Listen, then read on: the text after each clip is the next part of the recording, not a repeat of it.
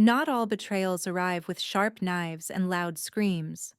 Some come quietly wrapped in the parchment of tradition and tied with a ribbon called family.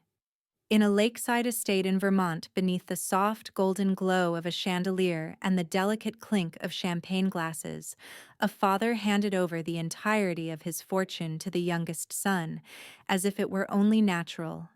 And the eldest daughter, the one who had put her dreams on hold to care for the family, who had quietly rescued others without ever asking for anything in return, was left out of the conversation entirely, as if she had never truly belonged. But in that very moment of being erased from the map of power, a secret came to light from a late grandmother, from a love that had never faded, and from a will that had been sealed for 6 long years. This story isn't just about inheritance or recognition. It is the journey of a woman who stood up amid the ruins not for revenge, but for restoration. Not with shouting, not with hatred, but with intelligent steadfastness and a kindness the world had long mistaken for weakness. And that is what turned everything upside down: an entire family, an empire, and hearts long frozen by power. The wind howled outside the thick, icy glass walls of the Greystone estate in Aspenford, Vermont, but inside the dining room the real storm was forming behind a veneer of civility. Nathaniel Greystone, the head of Stormwell Corporation, his gaze cold and sharp as ice, slid a heavy envelope across the table toward Damon, his youngest son. "Congratulations, Damon," he said, his voice steady and emotionless. "You've earned it." No one spoke. Inside the envelope was the deed to the lakefront estate controlling shares in Stormwell Industries and the consolidated offshore accounts, all under a single name. Celeste sat across the table, her hands frozen on her lap, hearing only the soft creak of the wood beneath the weight of her silence. She was 34 years old, but in that moment she felt like a 10-year-old child sitting in the punishment room. Damon didn't look at her. His lips were pressed together, eyes cast downward as though her gaze might wound him. Vivian, the stepmother, delicately adjusted the diamond necklace at her throat. Her eyes locked on the plush carpet beneath the table, as if it held something more important than her husband's eldest daughter. Nathaniel turned to Celeste, his expression now tinged with contempt. "And you, Celeste?" He said, his tone suddenly bitter. "You've always been the dreamer. Too soft for this world, too kind to survive." Celeste's heart tightened, but she didn't move. There were only 4 people in the room: him, Damon, Vivian, and the lawyer, but never had she felt so utterly alone. Nathaniel shoved the stack of documents toward the lawyer and snapped, "Get the signatures."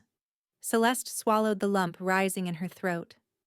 "Dad," she said quietly, "please don't do this."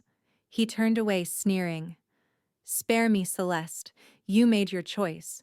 You wanted to find the meaning of life, didn't you? You left this family, ran off abroad to do that unpaid work. And in doing so, you gave up everything here." She looked at him. "You never asked why I left. You never cared. And I still don't." He shot back instantly, his voice hard as steel. "Damon stayed. Damon showed loyalty. He deserves this." Celeste turned to her brother. His eyes still averted, hands clenched beneath the table. "He only showed you what you wanted to see," she said calmly. "But it was all a lie." Nathaniel scoffed. "That's jealousy talking." The air grew thick, suffocating. The lawyer, Alcott Whitman, silver-haired, gravel-voiced, cleared his throat softly, one hand gripping the briefcase tightly. "Actually," he began, slicing through the tension like a blade, "before any documents are signed, there is something I need to announce." All eyes turned to him. And in that single heartbeat, the world Nathaniel believed he had completely under control began to crack. The air in the room seemed to freeze as Mr. Whitman pulled out a stack of documents marked with a pale yellow tab from his leather briefcase. His hand trembled slightly, but his voice was clear and steady. "This is a sealed addendum to the will added 6 years ago at the specific request of Mrs. Eleanor Greystone, Mr. Nathaniel's late mother. The statement struck like a gavel on wood, sharp and resounding. Celeste could hardly breathe, while Damon abruptly sat upright. Vivian held her breath, her hand still resting on her necklace, as if it could anchor her to everything now slipping out of reach. "What addendum?" Nathaniel snapped, his voice urgent like hurried footsteps on stone. She had no authority to do that. Mr. Whitman didn't blink. Mrs. Eleanor retained 51% ownership of Stormwell Industries until the day she passed. Her authority over that portion of the estate was absolute and never legally contested. The room fell utterly silent. Even breathing seemed a careful act. Mr. Whitman turned to Celeste, his gaze softening. "Miss Celeste, would you prefer to read the document yourself? Or shall I read it aloud?" She didn't move, her eyes fixed on the envelope still in Damon's hands, the envelope that held everything her father believed he had meticulously orchestrated. "You read it," she whispered. The lawyer opened the file, lifted his glasses onto the bridge of his nose, and read in a steady voice. "In the event that my granddaughter Celeste Greystone is deemed unworthy by her father, I hereby declare that all shares owned by me in Stormwell Industries shall transfer to Celeste effective immediately. All voting rights within the company shall also be reassigned to her, and this addendum shall nullify any prior agreements or modifications concerning the ownership or management of the company or family estate." No one said a word. Only the rain tapping against the glass could be heard now, a rhythmic punctuation to the tightening air in the opulent room. Nathaniel shot to his feet, his chair screeching against the floor with a thundering scrape. "This is outrageous. That girl doesn't know a damn thing about business. Maybe not your kind of business." Celeste stood, eyes locked on her father, her voice low and steady. "But I know how to lead. I know how to protect. How to build without destroying others." Vivian opened her mouth as if to speak, then stopped. Damon stared down at the table, searching for answers in the grain of the wood. "I don't need your validation," Celeste continued. "I never have. All I ever needed was the justice that's been denied me for years." She turned to Mr. Whitman. "Let's proceed. Stormwell needs leadership, and today I begin." No one stopped her. No one spoke. Nathaniel remained standing, frozen like a statue, as the world he once gripped tightly in his hand began to slip away. And in that moment, power quietly shifted to someone he had never imagined. Celeste walked out of the boardroom, not hurriedly, but without pause. Each step echoed against the dark wood floor, underscoring the irrevocable truth. She was no longer the runaway daughter the family could conveniently ignore. She was the one now holding real power, and every gaze behind her followed, as if waiting for a misstep or a miracle. Just as she reached the hallway, a familiar, deep voice called from behind. "Celeste." She turned. Damon stood there, his expression cool and composed, but his voice was quiet like the stillness before a storm. "You didn't have to do this," he said. "You didn't have to push me out like that." Celeste didn't raise an eyebrow, didn't flinch. "I didn't do anything," she replied. "I just stood up." Damon let out a soft laugh, the kind that once convinced an entire room he had everything under control. "You think signing a few papers makes you strong? You don't have what it takes to lead this company. Stormwell isn't a charity. It's a battlefield." Celeste's heart pounded, but she didn't blink. "I didn't come to turn the company into a charity," she said. "But I won't let it continue to be a place where people are drained for someone else's greed. You think I'm weak because I'm kind, but that's the part you never understood. Kindness doesn't mean submission." Damon stepped closer, his shoulders, tight fists clenched. "I give you 2 months," he hissed, "before you crawl back begging for help. You're not tough enough to survive this." Celeste lifted her chin, her eyes void of any trace of hurt. "The thing is," she said slowly, "I don't need to survive by destroying others. I'm not you." He froze, scoffed, but there was a flicker of unfamiliar doubt in his eyes. He turned and walked away, leaving behind the bitter scent of an unnamed defeat. Celeste stood there for a few more seconds, her hands still cold, but her mind clearer than ever. She knew Damon wasn't finished, knew the road ahead wouldn't be lined with quiet meetings or applause. She would be tested, doubted, perhaps betrayed again. But this time she wasn't walking alone. In the inside pocket of her coat was a letter from her grandmother, a memory of trust long held in silence. And for the first time in a long journey, Celeste walked forward without lowering her head, without seeking anyone's validation. She didn't need to be seen as an heir because now she had become the one who creates legacy. Celeste returned to Stormwell's main office the next morning with a briefcase full of files and dark circles under her eyes from lack of sleep. She had barely shut her eyes all night, her mind looping through the words in her grandmother's letter and the hundreds of scenarios Damon might unleash.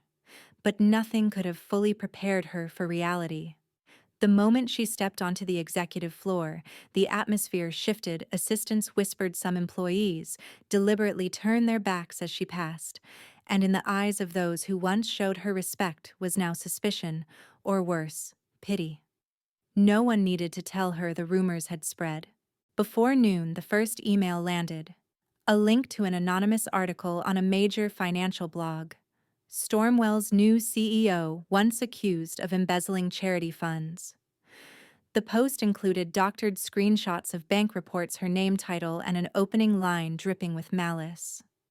When idealism becomes a mask for deceit. Her phone didn't stop buzzing. PR called, legal advisors called, media waited for a response. But what chilled Celeste wasn't the sensational headlines. It was how quickly people within the company began acting like it was true. They avoided her. Even those who once supported her said nothing.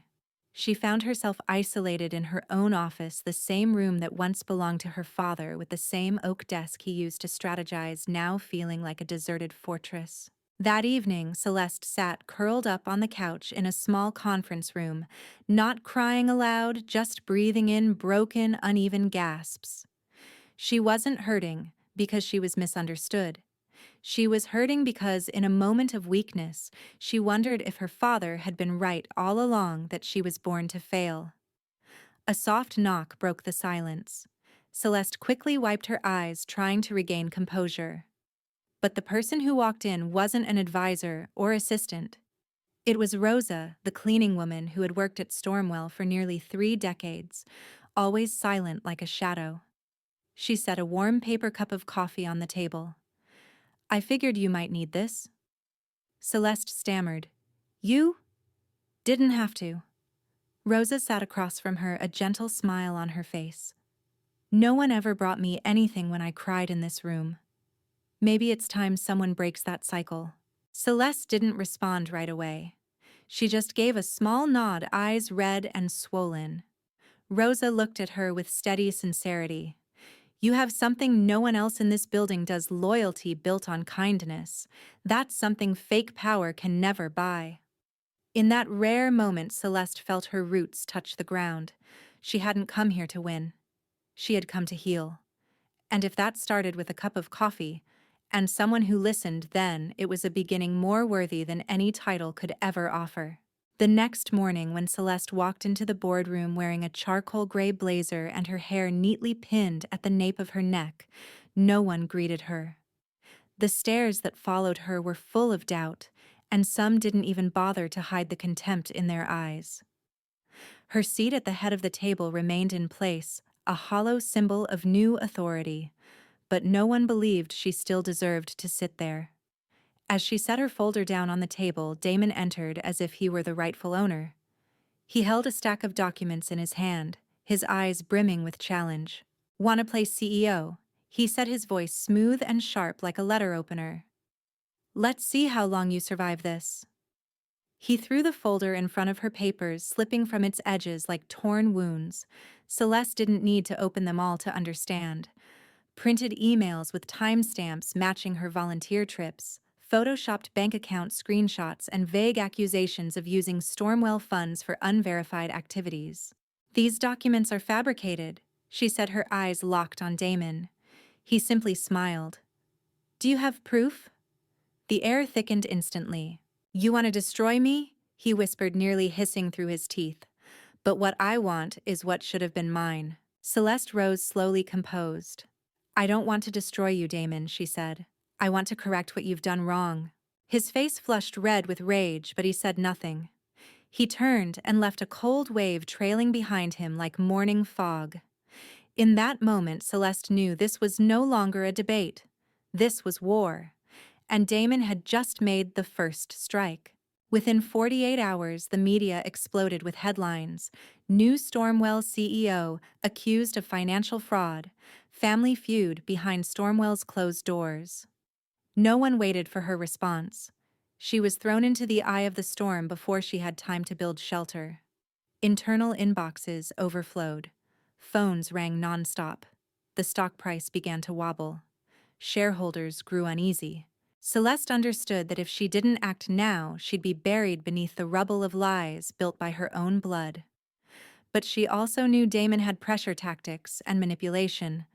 What he didn't have was the truth. And sometimes, a slow-burning flame, if held steady, can outlast any storm. That night, Celeste didn't go home. She sat silently in the darkened office, the desk lamp casting crisscrossing shadows on the wall, like a web stretched taut between trust and suspicion. In front of her lay the internal budget files, overspent accounts, vague contracts with dubious suppliers, and a long list of employees whose formal complaints had been suspended without clear reasons. She flipped through every page, marked each line, cross-checked every figure. One by one, the layers of dust clouding Stormwell began to lift, revealing what she had always feared to see. This was no longer a company, but a rotting structure held together by silence and distorted loyalty. By dawn, as the neon lights outside began to fade, Rosa appeared again. No warning, no invitation. In her hands was an old file box heavy like a burden she had carried for nearly 3 decades. You should look at this, she said, voice calm, but her eyes burned with something close to hope. Celeste took it and opened the lid. Inside were reports hidden from the system, internal complaints, buried handwritten notes from supervisors who had since left, and a copied memo from a staff meeting showing that Damon had quietly restructured departments to remove dissenting personnel. Celeste didn't know what to say. Only one sentence escaped her lips almost unconsciously. Why are you helping me? Rosa sat in the chair across from her, hands clasped as if in prayer. Because you're the first person in years to walk into this room without looking down at me. She paused, then added, and because I was one of the people they told to take early retirement. Celeste sat in silence. Something inside her cracked, not anger, not even pain, but a clarity. What Damon destroyed wasn't just numbers or reputation. He had shattered the soul of the company, turning it from a place once built on trust and value into a machine that devoured people. And now it was the ones who seemed the smallest who held the keys to rebuild everything. The next day, she didn't hold a press conference. She didn't post a rebuttal. Instead, she walked into the boardroom with proof. Every financial report, each audio recording, and finally a video clip from the security cameras, showing Damon accessing the chief auditor's office, inserting a USB drive loaded with malware to copy data. Everything aligned with the timeline of the forged documents. The room fell silent. No one dared to speak aloud, but the truth had spoken for her. And for the first time, Celeste didn't need to raise her voice to be heard. She only needed to show everyone that steadfastness, when paired with truth, always speaks louder than any attack. After that meeting, no one called Celeste interim anymore. She didn't declare victory, nor did she smile with satisfaction. She simply stood still, watching the faces that once doubted her, now struggled to recalibrate their gaze, as if they had to learn to see her all over again, not as the daughter of Nathaniel Greystone, but as the true successor to Eleanor, the one who had preserved the final soul of Stormwell. When the meeting ended, Mr. Hollingsworth, a long-retired board member, quietly stood, his eyes contemplative. I once thought you were just a dreamer, he said, his voice warm and steady like a classical melody. "But today, you reminded me why we built this company in the first place. Not to accumulate power, but to create impact." Celeste nodded, saying nothing more. Praise at this point was no longer what she needed. A few days later, as departments remained in flux and media coverage began to shift, Celeste did something that surprised everyone. She sent handwritten letters signed in blue ink to every employee who had been dismissed under Damon's rule for daring to speak up. The message contained only one line: "If you're willing to return, there will always be room here for those who speak the truth. No conditions, no explanations required." The return of those individuals didn't just restore staffing levels, it brought back something Stormwell had long been missing: internal trust. The office didn't become louder, but it grew warmer. There were no grand meetings or slogans on the walls, just quiet nods exchanged between colleagues, genuine thank yous, and sometimes a single tear shed behind a half-closed door. Then one day, a plain envelope appeared on her desk. No sender, no signature. Inside was a wire transfer receipt, a 7-figure donation to the nonprofit where Celeste had once worked for 4 years, building homes for women escaping domestic violence. She knew instantly. It wasn't a random act of charity. It was her father's silent apology. No words were written, but that very silence rang with admission. Celeste didn't call back. She didn't need him to say anything more. Just one thing she whispered to herself: if he can't speak the words, let his actions carry the apology. From someone who had been rejected, defamed, and nearly buried under layers of lies, Celeste had risen without having to push anyone else down.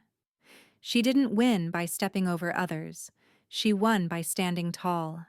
And that, more than any act of vengeance, was the deepest victory of all. 1 month after the media storm had quieted, Celeste walked into Stormwell's office no longer with the guarded posture of someone under siege, but with the steady breath of someone who had survived. The false reports had been taken down, the stock was stabilizing, and those who once sneered were now the first to rise when she entered the boardroom. But she didn't need the applause. What mattered more to her was real change, the kind not measured by charts or revenue, but by the eyes of the people who worked beside her every day. Rosa, the woman who had handed her that coffee cup on a lonely night, was now the internal advisor on corporate culture. She had no management degree, no flashy title, but every word she spoke made people listen, and to Celeste that was enough. One morning, while reviewing the HR department's budget, Celeste received a message from an unknown number. Just 3 words: "Can we meet?" Signed, Damon. She didn't respond right away, but after 2 days of thought, she agreed. They met at a small cafe, no bodyguards, no lurking reporters. Damon arrived first, no longer the arrogant man who had once challenged her before the board.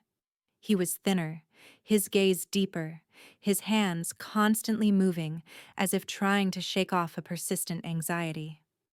"I'm not here to apologize," he said directly, "and I don't expect your forgiveness." Celeste nodded, silent. "I just want to understand."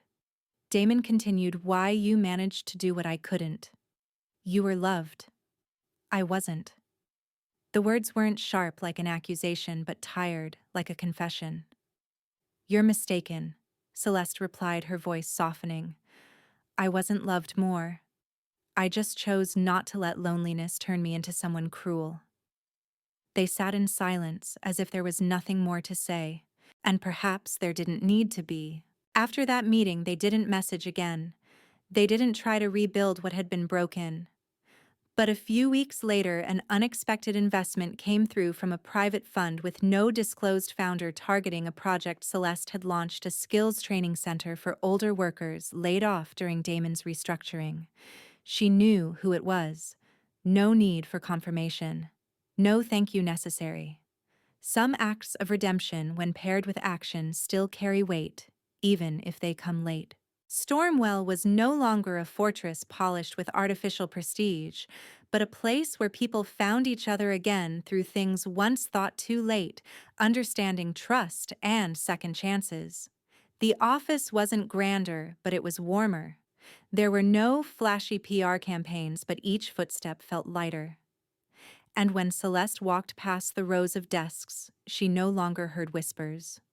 Only the sound of typing soft laughter and the beat of her own heart sinking with a collective no longer afraid.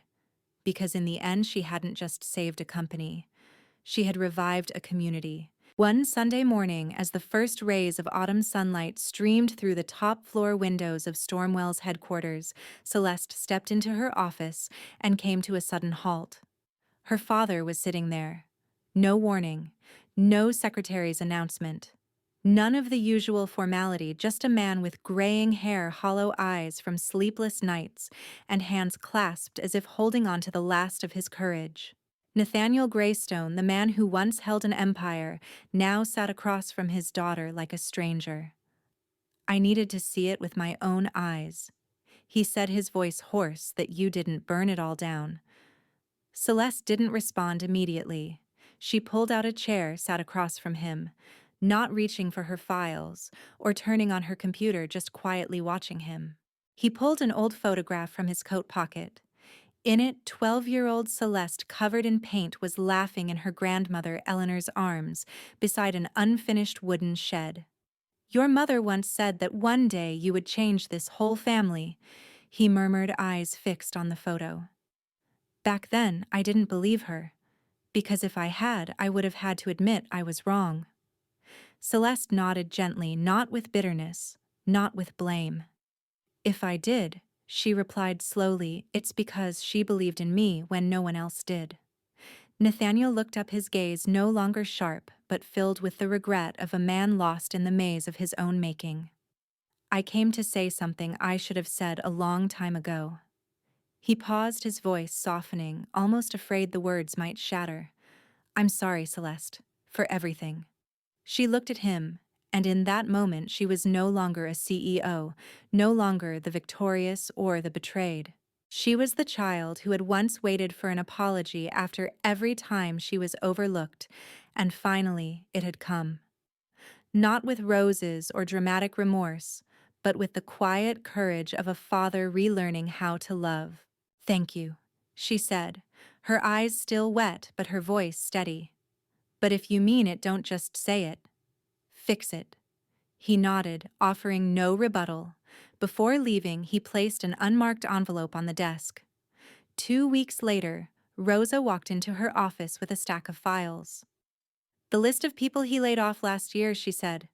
"I thought you'd want to see it." Celeste read every name and began sending invitations for their return, not out of guilt, but justice. Stormwell slowly began to return to its true nature, not a symbol of power, but a place of restoration. The months passed. Celeste and Damon saw each other from time to time, not discussing the past, not revisiting old wounds, just two people learning how to understand each other. And her father, still saying nothing more, eventually made a massive, anonymous donation to the nonprofit fund in her name, a silent gesture that he had started to act. She didn't need him to change completely. She just needed him not to turn away anymore. Because in the room that would one day no longer have her sitting at the head of the table, what would remain would not be titles, but the feeling left in those who walked out lighter heard and believing that kindness could still be the core of a lasting legacy. When everything settles, when the office lights flicker off one by one and the final footsteps echo through the quiet halls, what remains is not the accusations or the victories recorded in boardroom minutes. It's the steady, smoldering truth that someone once deemed not strong enough had done the unthinkable, turned pain into power, silence into voice, and a company that had lost its soul into a place where healing begins. Celeste never needed to become the version her family expected.